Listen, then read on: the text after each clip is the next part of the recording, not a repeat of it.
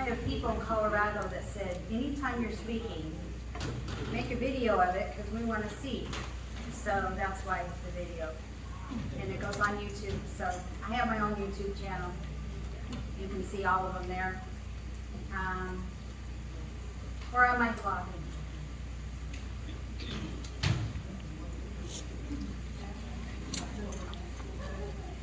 That song I sang for you a minute ago has an interesting story. I sang that song a long time ago, and I used to sing a lot then.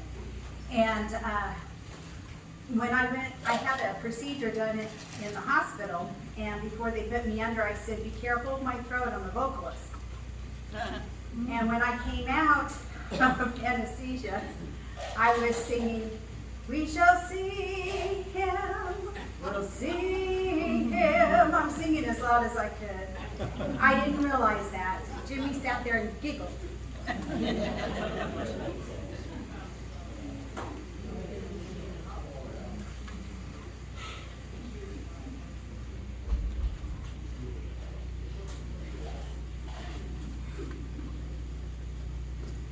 Okay. Can you all hear me all right? In 2009, I sat in the district attorney's office in Arapahoe County, Colorado. She handed me a pamphlet, and as I read it, I realized this described my life. A victim of emotional, mental, and physical abuse from my husband of 32 years. Earlier, events led me to make one of the most painful decisions of my life. File a restraining order against my husband and have him arrested. Over the years, David had been an assistant pastor, an Awana missionary, a fantastic Bible teacher, an amazing musician. Let me give you a little bit of the backstory. He made disturbing choices and decisions in his life. He had 2 diseases that he turned into life-threatening ones. He had hemochromatosis, that's a mouthful to say, and diabetes. With ailing health, he couldn't work, and we rented out our house and moved into the basement of our son, Brian, his wife, J.O.Y, 3 lovely children. The youngest one, Eliana, was 2, and she had a rare metabolic disease. Because of David's decisions, he needed a new liver. But he couldn't get on the list, for one, because he refused to follow the doctor's rules to eat properly, monitor your diabetes, and not drive a car. He had encephalopathy and went into diabetic comas, so it's not good to drive. Besides, he had a breathalyzer or a blow device in his truck to make sure he wasn't intoxicated while driving because of DUIs. A few months earlier, as a family, his dad, all of my children, and their spouses gave David a choice. I held his keys in one hand and an empty hand here, and I said, this is your family. This is following the doctor's orders. This is life. This is your keys. Because we knew that with his blow device that he had, and going into encephalopathy where you don't know where you are, you can kind of lose your brain, and diabetic comas, that he could kill somebody in his vehicle. And so we were very concerned about that. So this is your keys, this is life. He didn't hesitate, he reached over and grabbed his keys and walked out the door. That was his decision to make. His life choices caused treatable diseases to turn him from a strapping 6-foot, 200-pound man to 129 pounds. It's a long story, but essentially after leaving, he didn't get his way and brought 3 women with him to disrupt my church where our son was the pastor. We had to call the police. Because of prior physical abuse he directed at me and my daughter-in-law, Joy, we signed papers for the restraint. Knowing he was in jail, I finally slept through the night. In court, a week later for his arraignment, facing the judge, I said he would be in better hands in jail, where he would have to take his medication and eat proper food choices, and we would be out of harm's way. The judge sentenced him to the maximum time of 1 month. We breathed easier. The month ended, and we were before another judge who also gave the same maximum sentence. The DA marveled at the outcome. I gave the credit to God. She said, "That never happens." A few days later, in the middle of the night, my phone rang. The police officer stated, "David Densmore has been released on bail." I ran upstairs to wake Brian and Joy. We needed to be on alert. His mother posted the bail and took him to the hospital, who said he was as healthy as he could be and sent him home, which was with his mom. I knew jail time would stabilize his health, and I was right. 2 weeks later, I had an appointment with a lawyer to do a legal separation. Over the last few decades, 3 different times, I had asked the Lord, "Can I leave him?" And the Lord said, "No." That is not always what God says to people. If you're in an abusive situation, please pray before you go, but run if you can.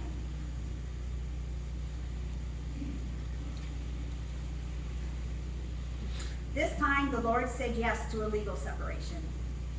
I didn't physically leave. David had already left to live with his mom.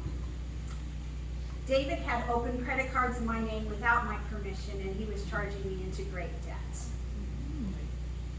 That morning, before I went to the lawyer's office, I got a call that David was in the hospital, but not the hospital where they were treating him for hemochromatosis and needing a new liver, to a regular hospital nearby.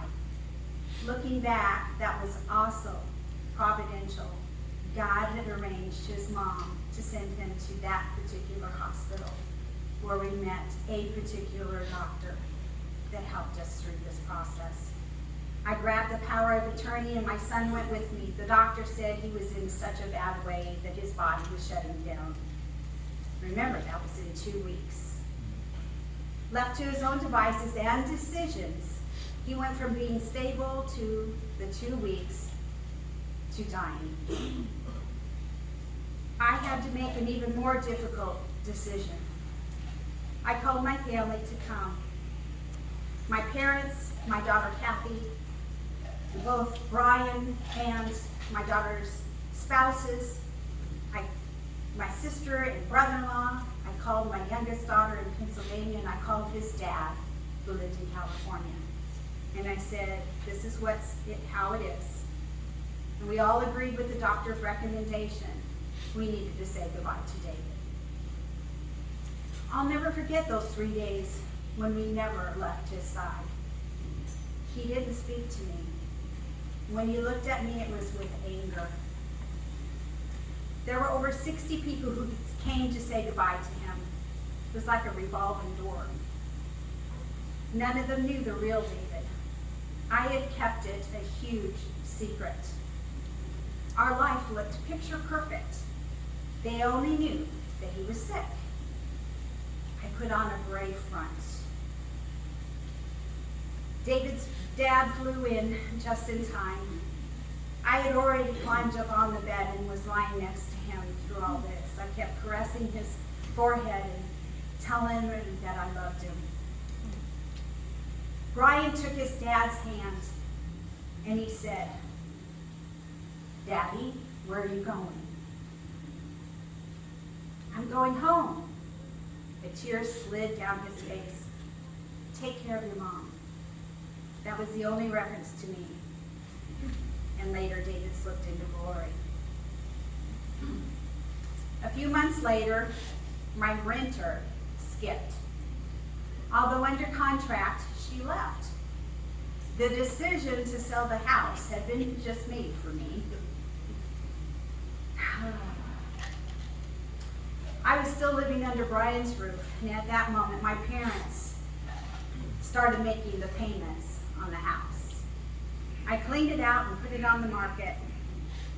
Soon after that news, I got a call that Eliana was in the hospital again, and it wasn't good. I arrived in the ER to see them trying to resuscitate the 2-year-old. That's a terrible thing to witness. I hope you never have to do that. Joy and I stood there in anguish as Brian held Eliana's foot and begged God for more time. All of a sudden, Brian said, "Stop!" The doctor stopped and a blip appeared. Her heart started. God had granted Brian's plea. 3 days later, she was home. 2 weeks afterwards, I came home from work and saw them all sitting at the dining room table. My heart swelled.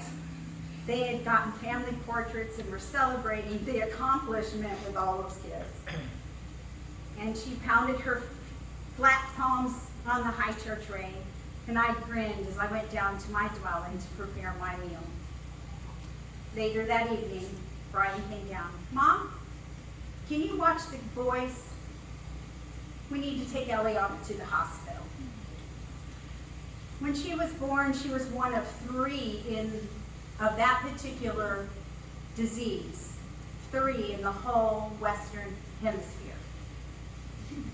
They were writing medical journals on her case. Her mom was on the path to getting an honorary degree from all she did to research and help doctors with this rare disease. So many days I took off work to stay with her so her parents had breaks. I sang her songs. Blanket Bay was a favorite of my grandchildren's, and it goes like this. There's a ship sails away at the close of each day, sails away to a land of dreams, Mama's little girl blue. And I forgot the words of that song. Ship sailed away, let's see, all aboard for Blanket Bay, won't be back till the break of day. Bless Mommy, bless Daddy, and sail away, all aboard for Blanket Bay. That night, I had a decision to make. Finish what I was doing, which I don't even remember what that was, or head up the stairs, the 2 flights to see Eliana. This was just another trip to the hospital. We had done this so many times. We knew what to do. I took the stairs. I went into her room and she was moaning and writhing in pain. I stood over her and I said a blessing over her and prayed over her and told her I love you. Then I went down to the living room to wait for when Brian would return home, because that was the drill. He always went, made sure they were set in their room, and then he would come home. Eliana didn't make it to the hospital. There is nothing worse in this world than watching your son bury his daughter. I'm so glad I made the decision to say goodbye that night.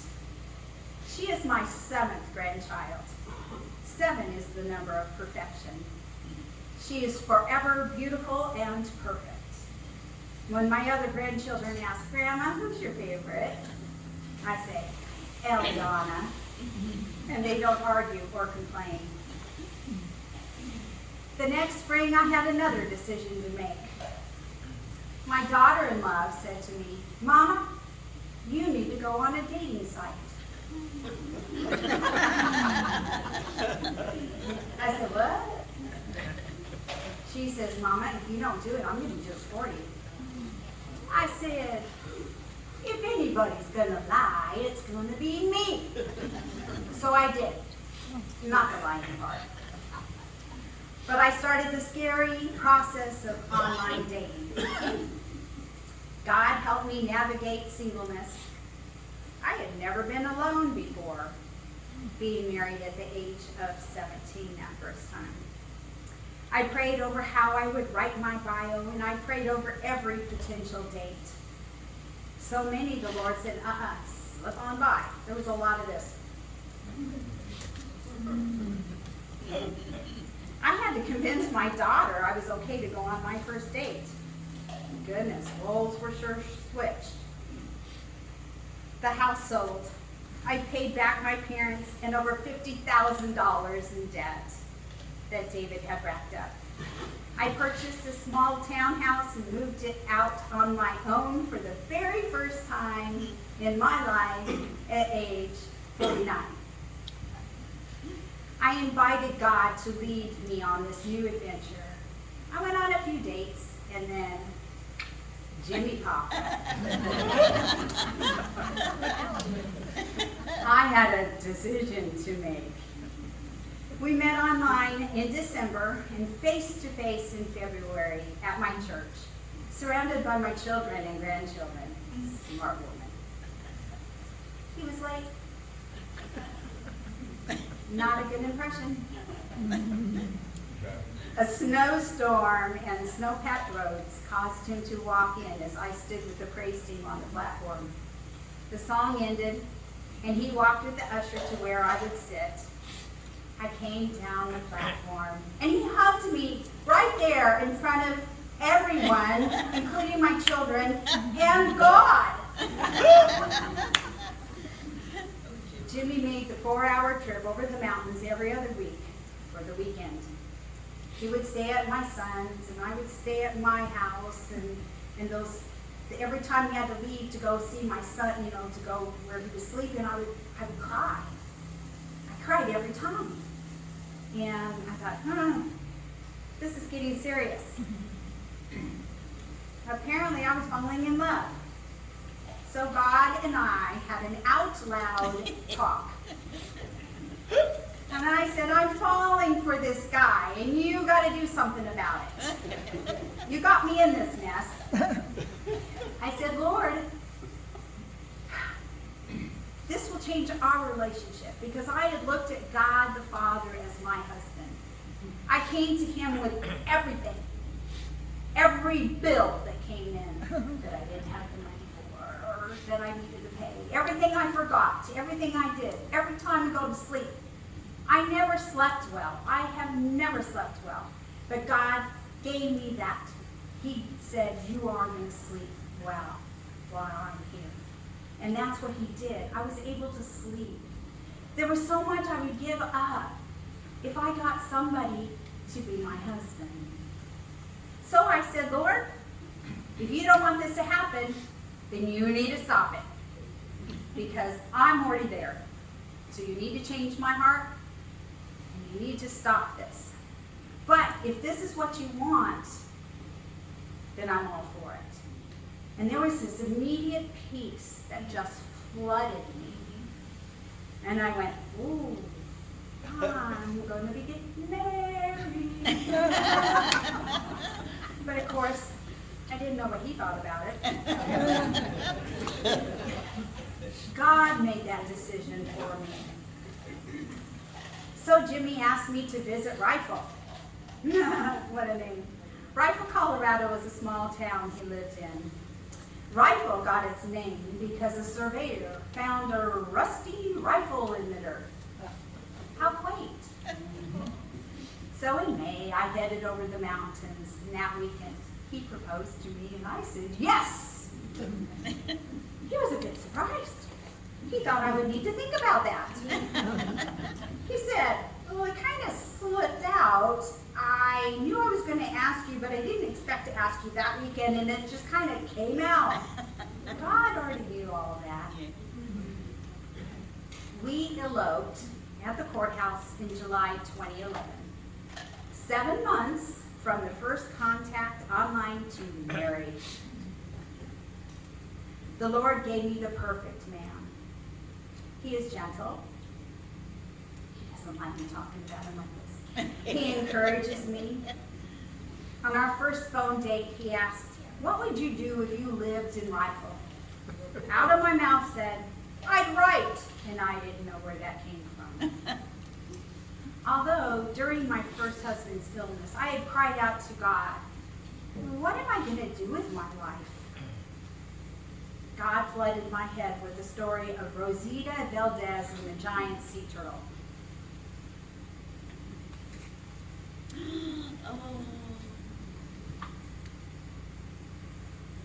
I couldn't wait to write it down that next day. It took me just 2 weeks to write it, and that was during nap time because I was watching my granddaughter on Tuesdays and Thursdays, and so just Tuesdays and Thursdays is when I got to write that time. And I was so ecstatic about it, but it was extremely rough because I have learning issues. I'm dyslexic and I can't spell. The world would say, "You can't be a writer." But God does have a sense of humor.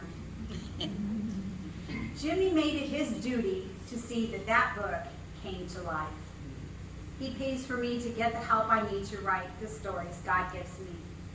I've been through a lot and I have a lot to say. And one of the most important things he does is I can come to him and say, "How do you spell?" And he never ever says, "Why can't you do that?" Today, I couldn't spell a word, and I followed him out that door, and I said, "How do you spell this?" I've spelled that word before, but I couldn't right then. So, he just graciously said, "That's how you spell that." In 2014, my first romance won an award.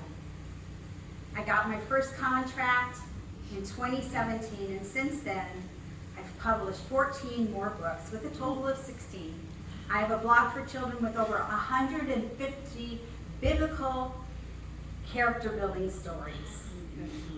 And my other website is filled with fun stories, devotions, both written and video. Both sites are visited by people all over the world. God took a broken, wounded woman who was teased in school for being stupid,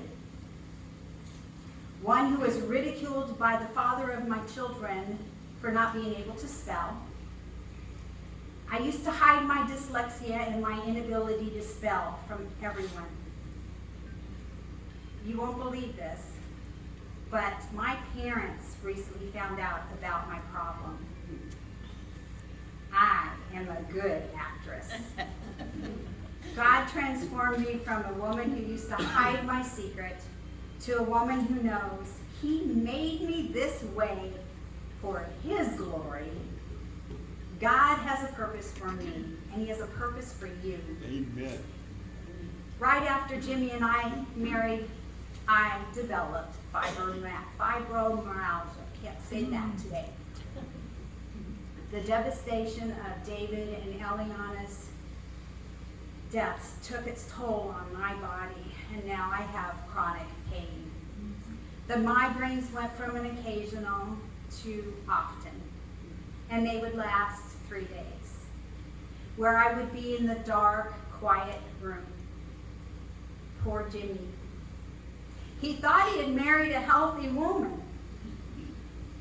I had to make a decision to do what I can to make the most of the situation. Living in Rifle, I joined amazing singing groups in Glenwood Springs, a half hour away. The choir director became my best friend. She also suffers from fibro. After Jimmy and I had been married for 7 years, God had us make a life-changing decision. My son Brian called. They had already moved to Tennessee, and he said, Dad, I love it when he calls him Dad. Dad, can you come and help us start a church? Oh no, I didn't want to move. I had made a good life. I sang in 2 choirs. I taught a Bible study. I had my peeps. My parents live in Denver. I prayed, Lord, I don't want to go. But your will be done. But you need to tell Jimmy, I'm staying out of it. If this thing goes south, I don't want it to be my fault. Jimmy would have to retire. Jimmy went before the Lord. One day, Jimmy texted me, and I heard his sweet Texas drawl in my head said, I pulled the trigger. Golly, that meant that he'd given in his notice. I got a text message that he gave his notice. Okay. But that was probably better than hearing me cry. But right after I read the text, and I went, the phone rang, and it was my son. And I answered it, and I gave him the news. And it was God's affirmation that this is what you need to do. Because right after Jimmy said, this is what we're going to do, Brian said, how's it going? And I got to tell him, we're going to come and help you start the church. I better start packing. Tennessee was the most difficult assignment. The satanic attacks were numerous, but God still worked. People were saved, lives were changed, marriages fixed. My grandchildren were in the most awesome school, and they flourished. I need to make a side note. Isabel was born after Eliana. She has the same terrible disease.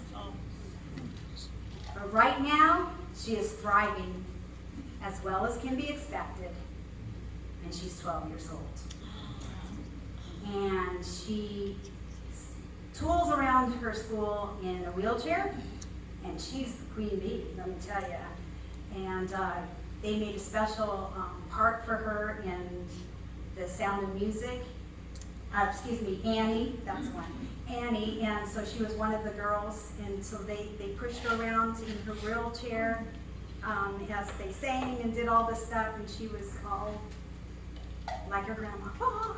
And so she did that, and it was just so cool to see that. And her oldest brother, who had graduated from high school last year, he was also in the play, and he played the president.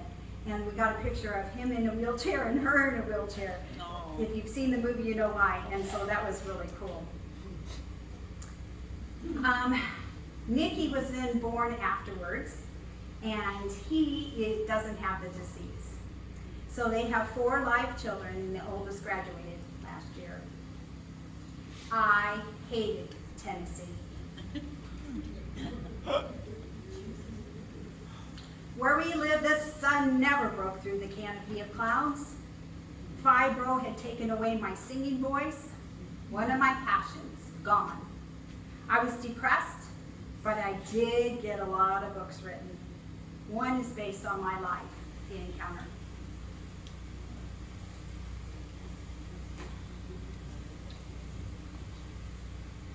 Some of you in this room have read it. The church couldn't sustain itself.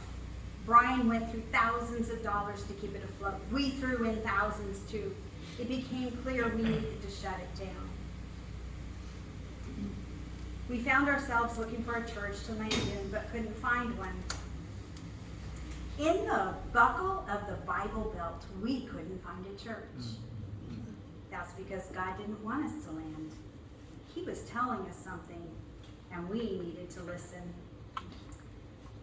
We could live anywhere in the world, as long as it was English speaking. I don't have the gift of languages. I don't speak English gooder. So it needed to be in the United States. So I pulled up realtor.com and began my search, spending hours I started on our beloved Colorado, where my parents live, and Jimmy has 2 sons, a daughter-in-law, and 6 grandchildren there. We had been priced out of Colorado, except in undesirable places. The search went out in a circle, expanding, expanding, expanding, and I would end up in Florida. Right in Sugar Mill Woods. I started in North Carolina's mountains. They're so beautiful.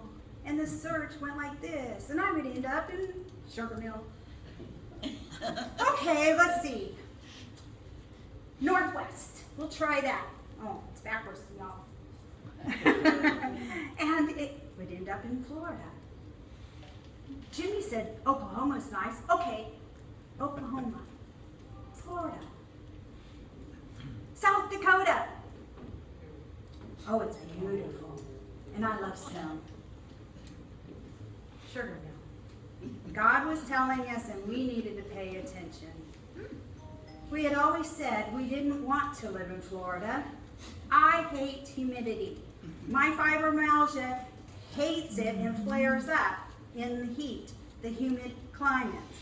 I hate bugs. I'm deathly afraid of spiders and snakes and alligators.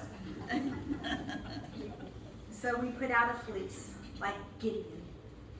We asked the Lord to let us know for sure that He was directing us to Florida. Number 1, we would put our house on the market, but it would need to sell in 14 days. And we would need to make more money than we had in less than a year that we had bought it earlier. And we didn't tell the realtor. We would just pay them for their time if it didn't sell. Number 2, we would need to find a house here in our price range with the things we wanted, and one of those was a hot tub for my fibro, but not a swimming pool, because Jimmy didn't want a swimming pool. Can you find a house that has a hot tub and not a swimming pool?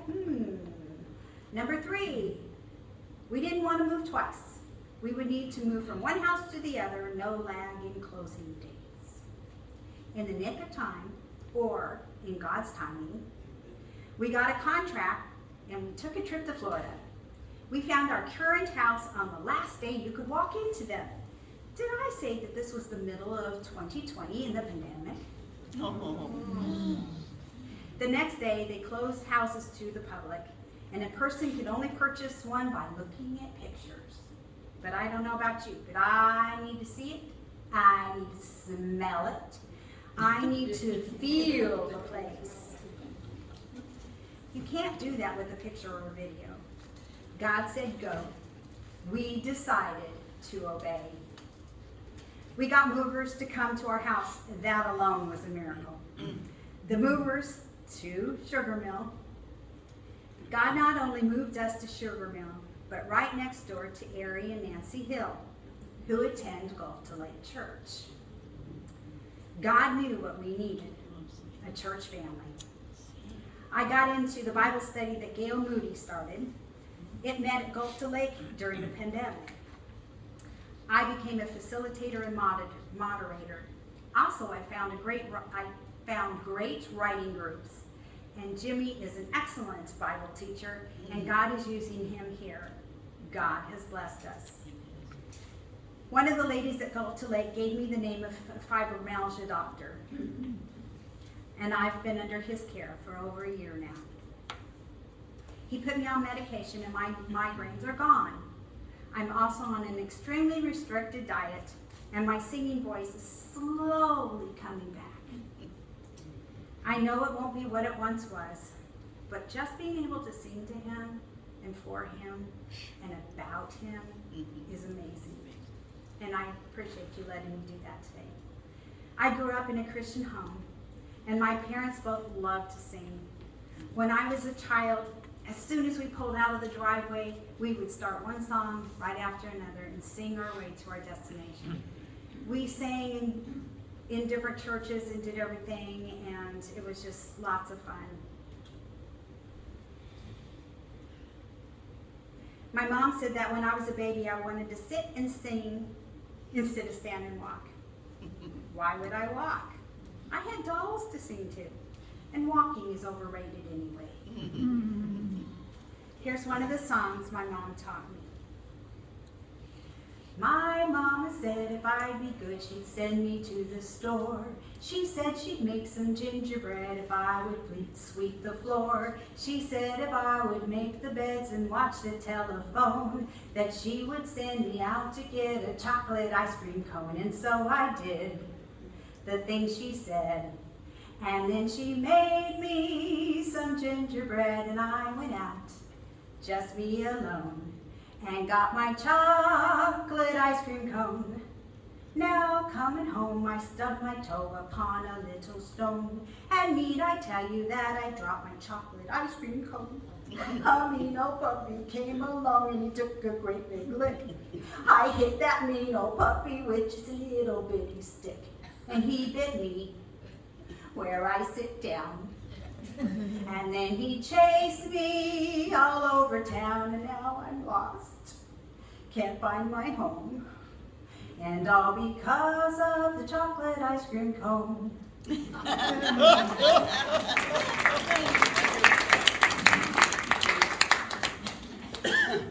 Music has always been in my life. My parents went to choir practice every week, and my first babysitter was the front row of the empty auditorium. My mom kept her eye on me and my sister, and the other eye on her music. I don't think she ever looked at the director. I call Tennessee a bank shot. The Lord used that to get us from Colorado to Florida. God changed my writing from that first Rosita Valdez book and the kid Bible lesson stories to romance, to women's fiction, to speculative fiction. He had blessed me with many awards to show me that his stamp of approval on my obedience. Now, the Lord has me writing devotions and putting up devotions on YouTube and my regular website. My very first life-altering decision was when I was at a tender age of 5. It's still clear in my mind. My daddy is strong, 6-foot, athletic, handsome guy. He was a professional pitcher. Wanted his Sunday afternoon nap. His favorite place was the living room sofa. We didn't have a television. Yes, television was invented by me. My 5-year-old self saddled up to him and tapped him on his strong chest and said, "Daddy, I want to go to heaven." I watched him sit right up and he said, "Go get my Bible." My dad had a big Bible and I was little. And I went over and I had to drag it across the floor to my dad, and he picked me and that Bible up. And he sat me on his lap. And he shared with me that we all make mistakes, which is sin. And we need a Savior to go to heaven. The Bible says all have sinned and fall short of the glory of God. My daddy explained that God loved me so much that he sent his only son to pay for my wrongdoings. At that moment, I trusted Jesus as my Savior, and he lives in me. From that moment on, I made decisions after decisions to step out in faith and change course as directed by the Lord. We are never too old to make life-altering decisions. All we need to do is stay in tune with the Lord and follow him. He will help you make those heart-wrenching or easy decisions. God often asks us to step out of our comfort zone. It's our decision. He never forces us. He does bless obedience by giving us peace. Proverbs 3, 5, and 6. You can probably all quote it. Trust in the Lord with all your heart. Lean not unto your own understanding. In all your ways, acknowledge him, and he will direct your path. Many people use these verses to comfort them. That God never leaves us, and that's true. But today I want to focus on the latter part. In all your ways, acknowledge him. Yes. Huge things? Yes. Medium-sized things? Yes. What about small things that you think are just too insignificant to bother God about? Yes. From where shall we live to what should I wear today? What should I eat? What should I accomplish first today? What should I study in the Bible? Who should I pray for? And how should I pray? Who needs encouragement from me today? Maybe I just need to ask God, do I need to take time to rest in you? I challenge you to make your decisions in the Lord. Go to him with everything. The verse says all. All means all. And that's all means. So today and always, in all of your ways, acknowledge him. Put him in your life. Make a decision to trust him with the easy and the difficult, the all in your life. As I stated, I am a writer, and in 2015, there was a challenge out to write flash fiction. Flash fiction is anywhere from like 25 words to the longest flash fiction is 2,000. This contest was 1,000 words. I was blessed that year. This one's mine. It's The Infirmary and Midnight.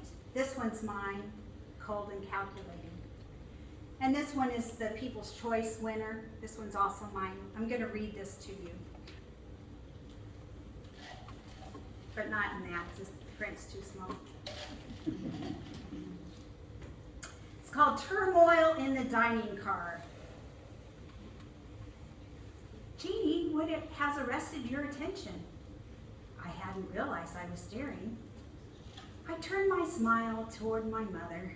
A young mother has her hands full with an active young boy about 4 years old, a toddler, and an infant. The boy is all over the place, first under the table, then sitting in a seat and cutting the tablecloth with his butter knife, then sticking his finger in the butter and licking it clean.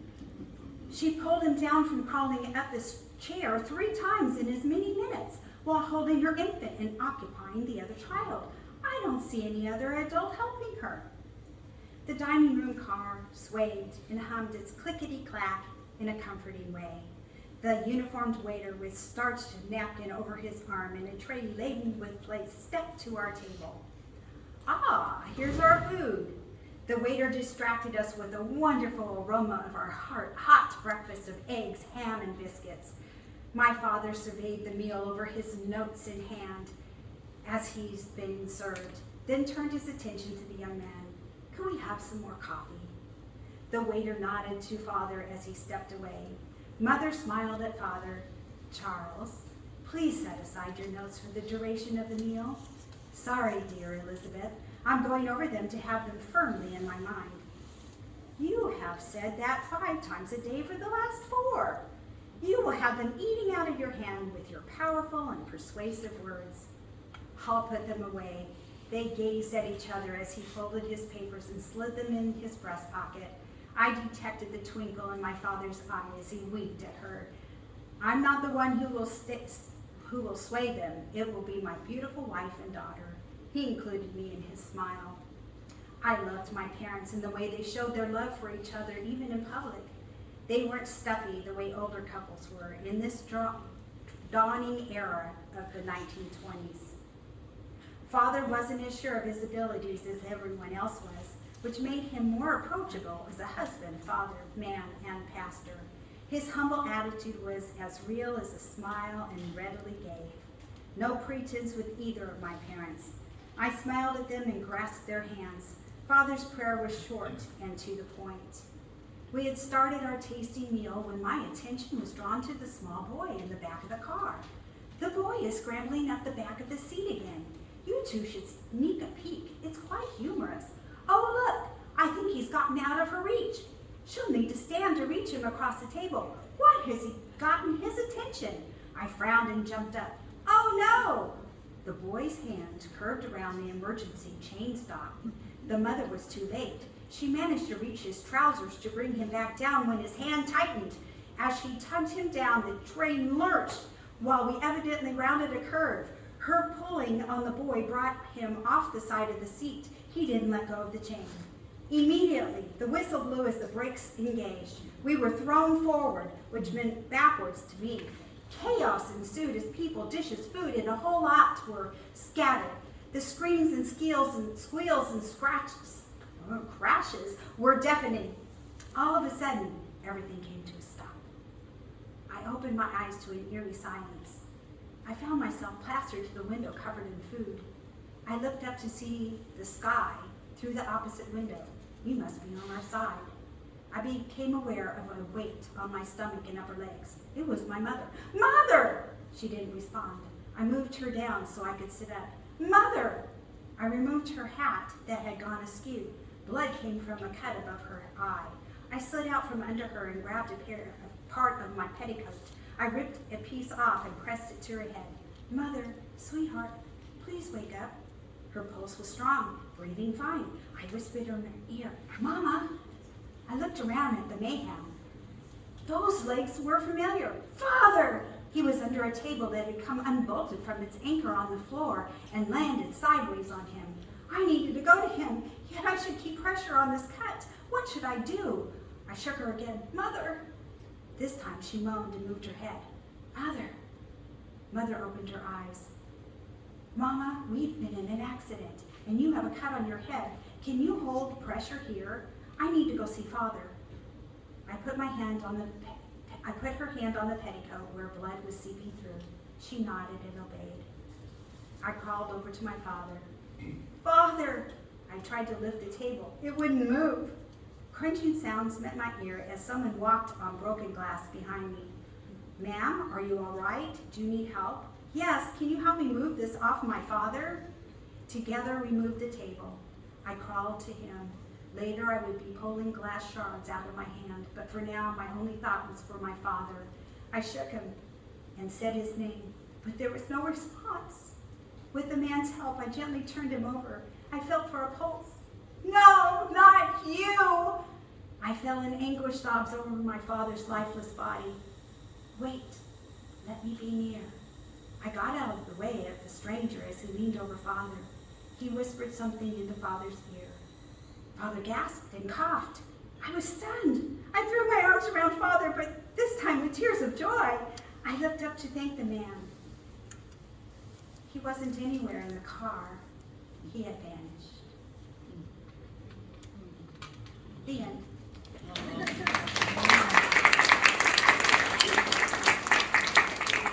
Thank you for letting me